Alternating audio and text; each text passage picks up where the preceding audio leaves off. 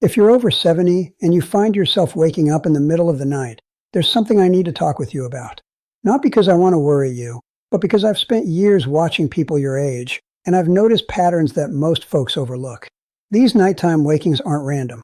Your body is trying to tell you something, and most people miss the message entirely. They think it's just part of getting older, something they have to accept. But what I've learned is that how you respond to these wake-ups can make a real difference in how you age. It can affect your energy during the day, your clarity of mind, even how long you maintain your independence. My name is Harold Bennett, and I've spent most of my adult life paying attention to how people age, not as a doctor, but as someone who's watched, listened, and learned from the patterns I see. I'm in my early 70s myself now, and I understand what it's like to wake at 3 in the morning and wonder if this is just how things are going to be from now on. But here's what I've discovered. The people who age well, who stay sharp and independent into their 80s and beyond, they handle these nighttime wakings differently than those who struggle. And today, I want to share with you what I've noticed, because I believe you deserve to know.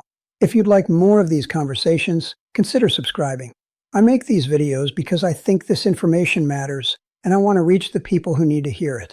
Let me start with something I've seen again and again. When you wake up in the middle of the night after 70, your first reaction matters more than you might think. Most people do one of two things. They either lie they're getting frustrated, watching the clock, feeling their anxiety build, or they get up and turn on bright lights, make coffee, start moving around like it's daytime. Both of these responses send the wrong signal to your body. I'll tell you about two men I knew, both 74. Walter and Frank. Walter would wake around 2:30 most nights. The moment he opened his eyes, he'd look at the clock, and I could see the tension building in him even hearing him talk about it. He'd lie there rigid, thinking about everything he had to do the next day, worrying about why he couldn't sleep like he used to. Sometimes he'd lie there for 2 hours, muscles tight, mind racing. Frank woke up around the same time most nights too, but Frank did something different.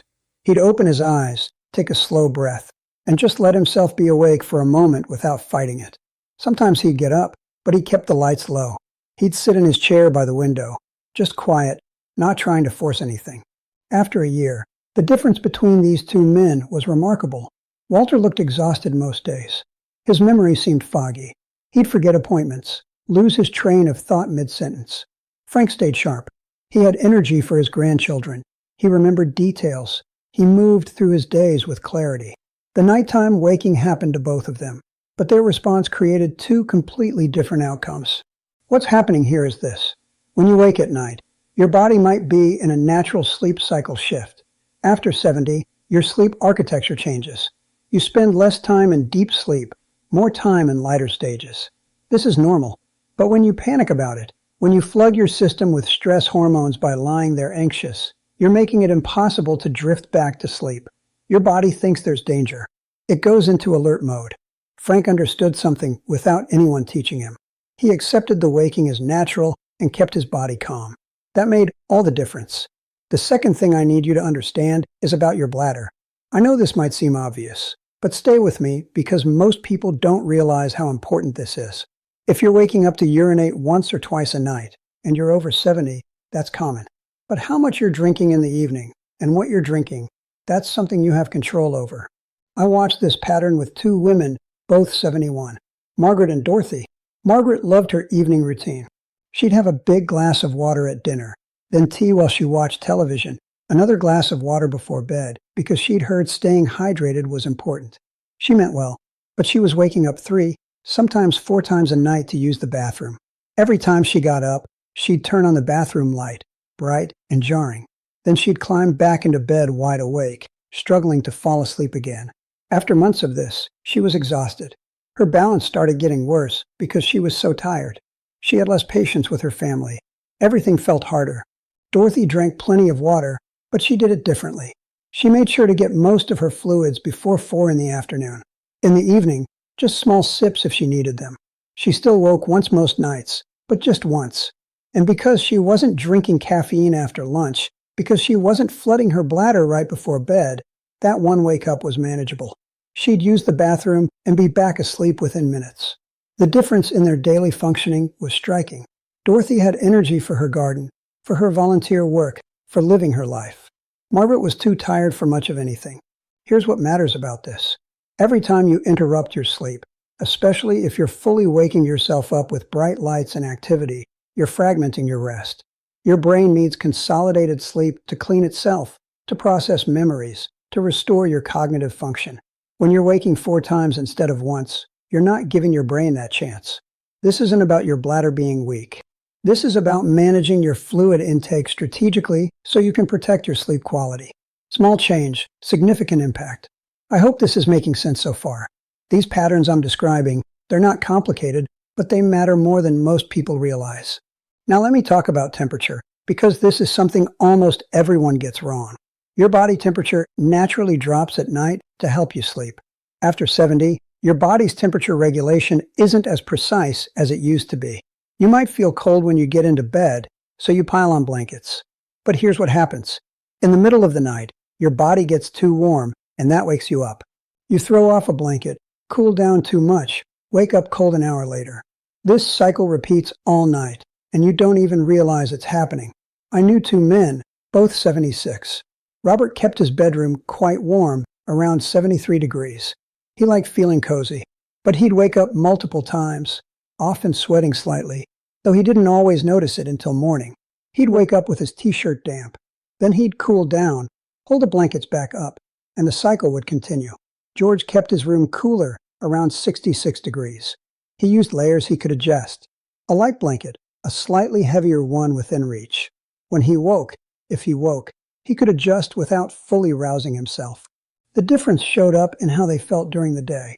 Robert was irritable, foggy. He'd snap at his wife over small things, forget what he walked into a room for. George stayed even-tempered, clear-headed. He could follow conversations, remember details, engage with his life fully. Same age, different nighttime environment, completely different outcomes. What's happening here is straightforward. When your body gets too warm at night, it disrupts your sleep cycles. You might not even fully wake, but you're being pulled out of deeper, more restorative sleep stages. Over time, this adds up. Your body isn't getting the restoration it needs. The solution is simple. Keep your bedroom cooler than feels intuitive, around 65 to 68 degrees. Use layers you can adjust. Let your body maintain the temperature drop it needs for good sleep. This one change can transform your nights. The 4th thing I want to address is what you do with your mind when you wake up. This might be the most important thing I tell you today, so listen carefully. When you wake in the middle of the night, where your mind goes in those first few moments determines whether you'll fall back asleep or lie there for hours. I've watched this pattern destroy people's sleep, and I've watched other people navigate it beautifully. Let me tell you about 2 women, both 73. Helen and Barbara. Helen would wake around 3 most mornings. The instant she opened her eyes, her mind would start listing everything that worried her. Money concerns, her daughter's marriage problems, a doctor's appointment next week, something her son said that bothered her.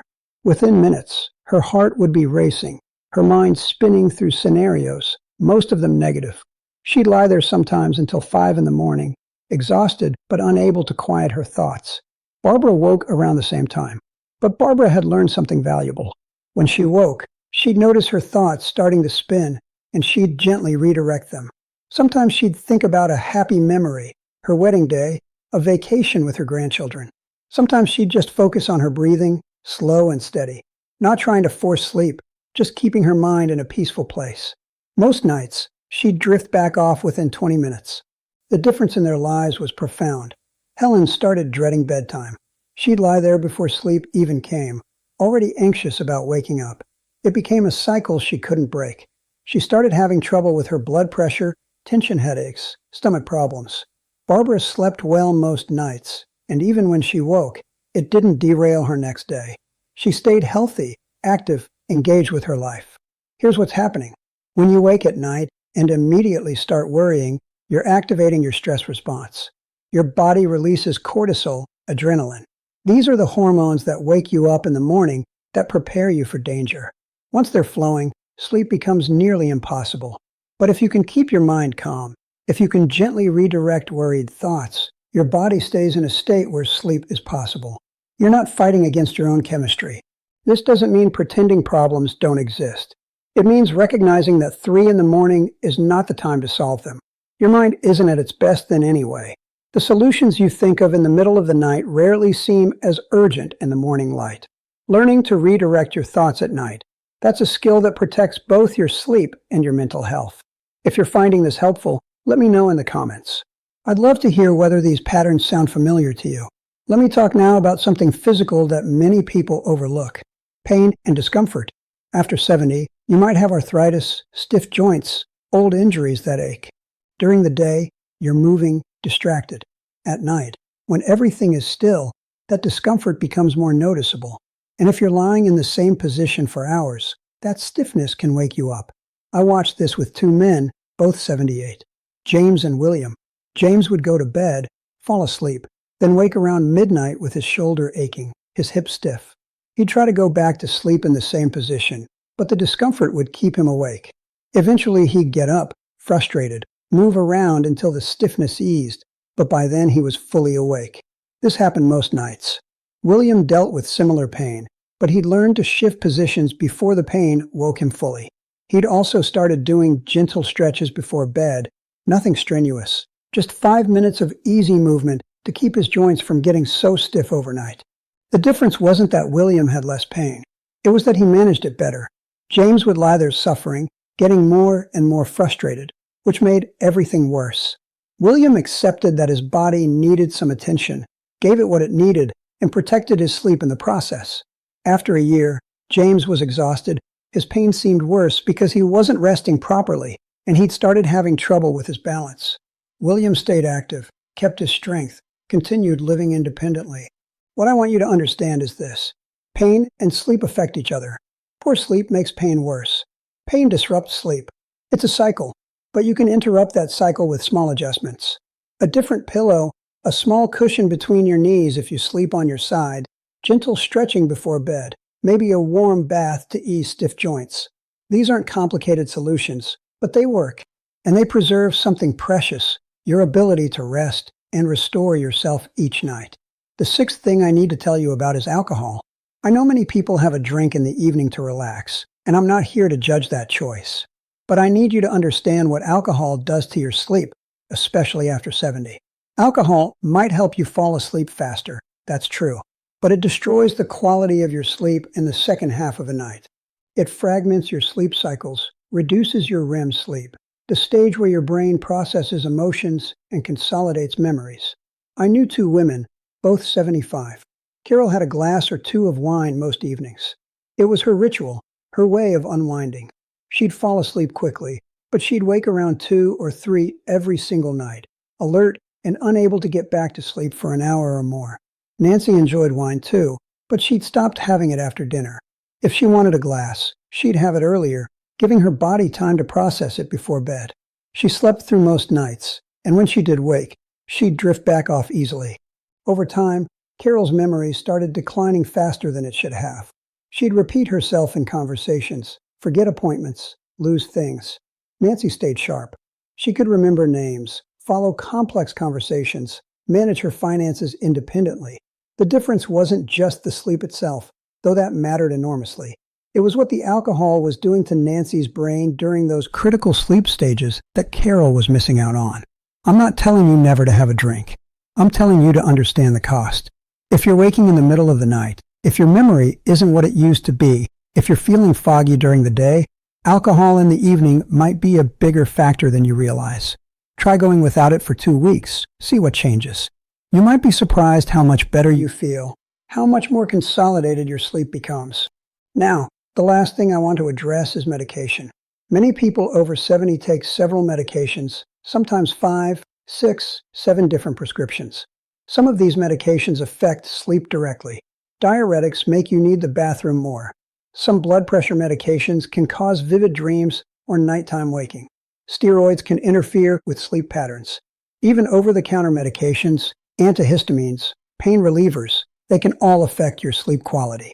I watched two men, both 72. Edward took his diuretic first thing in the morning. He'd still need to get up once at night usually, but not 3 or 4 times. Thomas took his diuretic at lunch, thinking it didn't matter since it was hours before bed. But it did matter. He was up constantly, his sleep completely fragmented. The simple act of taking that pill earlier in the day, that changed everything for Edward. Here's what I need you to do. Talk to your doctor about when you take your medications. Not whether you need them, but when during the day you take them. Small adjustments in timing can have enormous effects on your sleep quality. And if you're taking something over the counter regularly, ask if it might be affecting your sleep. Most doctors are willing to work with you on this if you explain how important sleep quality is to you.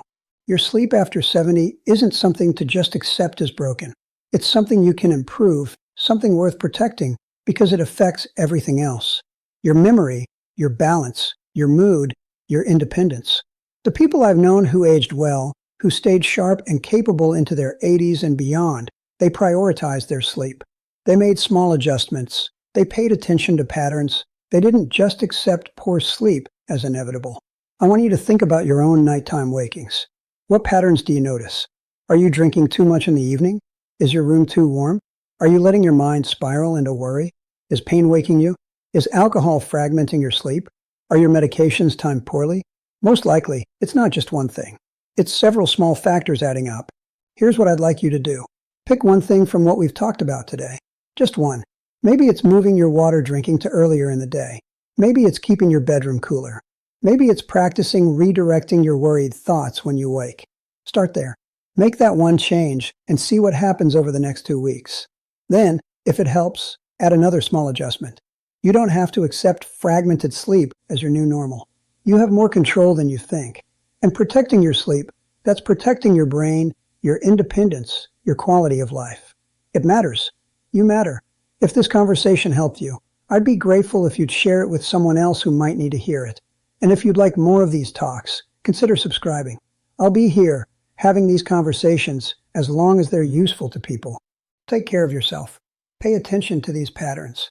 Small changes can make a real difference. You're worth that effort.